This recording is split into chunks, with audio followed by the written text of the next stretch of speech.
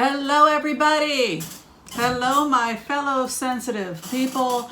Welcome to Whimsy's Tarot and welcome to the rabbit hole. Before we get started, I have decided to indulge myself in 30 seconds of self-adoration. 30 seconds of self-adoration, so if you want to just skip ahead for the next 30 seconds, you can do so. So here it goes, 30 seconds of self-adoration. I got it right, I got it right, I got it right. Got it right, I got it right, I got it right. All right, that's enough. I only get 30 seconds. So hello everybody. Today we're going to be talking about a lot of stuff because y'all have a lot of questions. And we're going to be talking about last night's meditation. For those of people just tuning in, brief explanation. Every night I do a meditation, heart-centered. And we try to sense or pick up information about people in the news. And we try to remote view or sense, and then we report back the following day what I found out. And so the first thing we're going to be talking about is we're going to be talking about Mitch McConnell and the Senate. And we're going to review what I picked up a couple of weeks ago about Mitch McConnell. So people were getting upset because I went into Mitch McConnell's energy and I said I felt like a whipped dog when I was in Mitch McConnell's energy. I felt shamed, humiliated, degraded, and disgraced in front of my colleagues. And then I felt like I was trapped and that I couldn't cut the head off of the Republican Party. And so all I could do is privately meet with senators and try and figure out if it gets to a point where we have to override a veto, who can say yes and still get reelected in 220. So we talked about all of that. People got very upset with me. No, he can stop it. And then I really tried to say, put yourself in Mitch McConnell's shoes, because Donald Trump is the president. He is a co-equal branch of power, the executive, and he is, for all intents and purposes, the head of the Republican Party. But here is where Donald Trump went wrong with Mitch McConnell. He underestimated the power that Mitch McConnell has, and he doesn't seem to understand that the Congress and the president are equal. He doesn't understand that the legislative body is equal to the president. And so what happened was he attacked Mitch McConnell, he disgraced him, he abused him, he shamed him, he discredited him in front of his colleagues. And so what happened was that Mitch McConnell got his power back, he got his self-esteem back, he got his dignity back, and part of getting his dignity back was that he cut the head off the beast.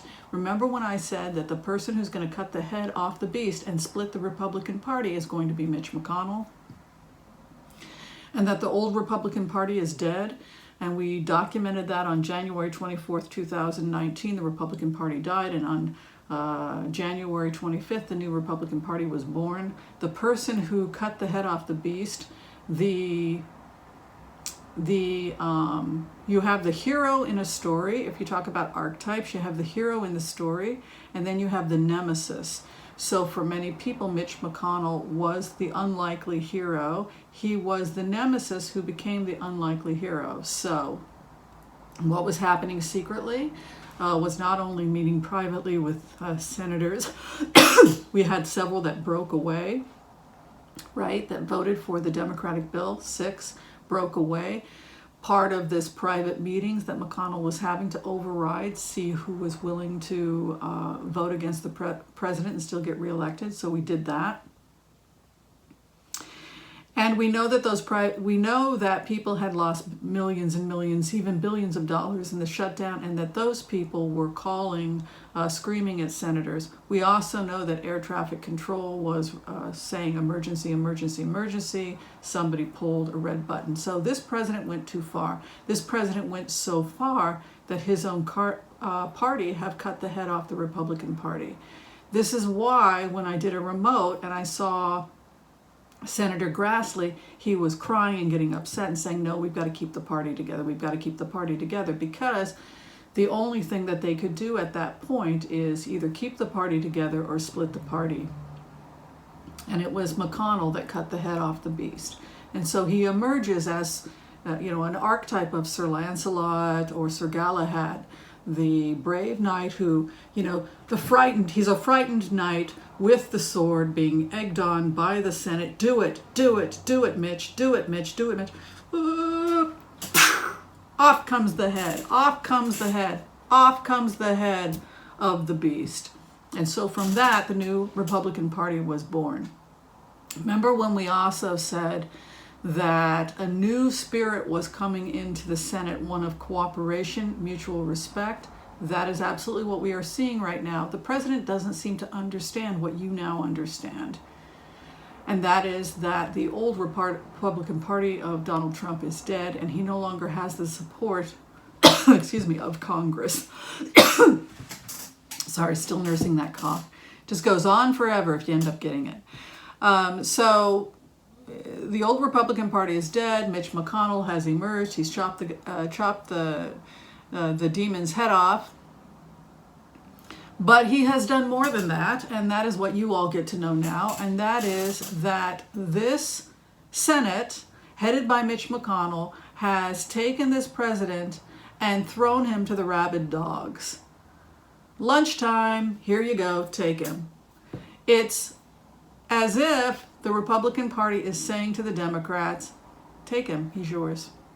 We have washed our hands of this president. We're no longer going to support him. We've already met privately with our heads of our intelligence agencies. And so, because they're done with this president, they have cut the cord, given him like raw meat to the rabid dogs of the House and Senate that are Democrats, and they're going to take this president out. And so that is where we are at right now. That is the inside scoop. And you got the news 2-3 weeks early. And what was cool about the news is that on some level, spiritually, Mitch McConnell wanted you to know that he has his pride, that he did everything in his power to protect and defend this president, but the president went too far with Mitch McConnell, and he went too far with the shutdown. They were fielding angry calls from wealthy constituents who have lost millions and billions of dollars. Now, as I had said in the previous talk I did yesterday, they didn't really have problems with his policies until he started destroying their finances, and at that point they were done with him. So that is the story of Mitch McConnell and the Senate and the new working relationship between the House and the Senate. People had asked about Barr. Am I concerned about Barr during the investigation? No, I'm not concerned about Barr, and in fact I'm convinced that it wasn't even the president that selected Barr to take over for the Justice Department. So no, I'm not concerned. I think everything's going to be fine. I'm going to go ahead and do one quick throw. Asking from Spirit for guidance and clarity for the people who watch this channel about what's going to be coming on in the next couple of weeks. All roads lead to this president being removed. If he is not impeached in the Senate, he will be impeached by the House and upheld by the Senate. Excuse me, don't correct me, I get it. So he would be impeached in the House, and then the articles of impeachment would be upheld in the Senate, and then they would move towards pulling him out of the White House. Yes, they have started that ball rolling, but Article 25 also, he's not going to be able with this kind of energy to call an emergency shutdown or any kind of a shutdown or an emergency. He can try, but it would be very unwise for him to try because they've also got the article of Amendment 25, and because everybody, the House and the Senate, are all on the same team now, they're all moving towards getting this guy out of the White House. So he really can't win. He's either going to have to resign, face Article 25 if he threatens an emergency, if he calls an emergency. I wouldn't be surprised if they physically dragged him out of there because of the amount of money he's cost the investors. And if he doesn't, and he sits around and just whines, we will steadily see impeachment. So let's go ahead and just see what the future looks like.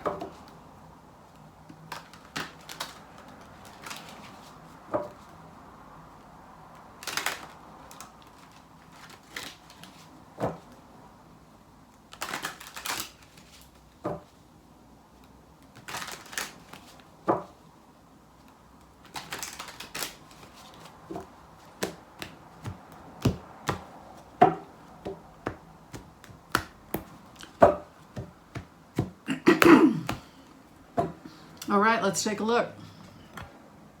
What are we going to learn today? Base of cards. International business, exports, imports, trade, right? Waiting for your ships to come in. Trade, devastation. This guy's policies have been terrible for trade, international relations. This is what took out Donald Trump. It wasn't the kids in cages. It wasn't policies against the environment. What ultimately took him out was the fact that the wealthy constituents lost money because of his trade policies and his shutdown. He went too far. They want him out. It was interesting to tune into the energy of the wealthy billionaires and millionaires. They don't have a problem with giving health care to their employees. Many of them support the idea of having health care when I got into their energy because they want their employees to be healthy. They consider it reasonable that if you're working a certain set number of hours, they'll give you health care. They think that it's a reasonable thing that they can work out the ACA, and those that are poor can get the public option. So the conflict that we thought was there between the wealthy constituents and between what the Democrats want, it's really not there. It was kind of cool to tune into the energy of the millionaires and billionaires.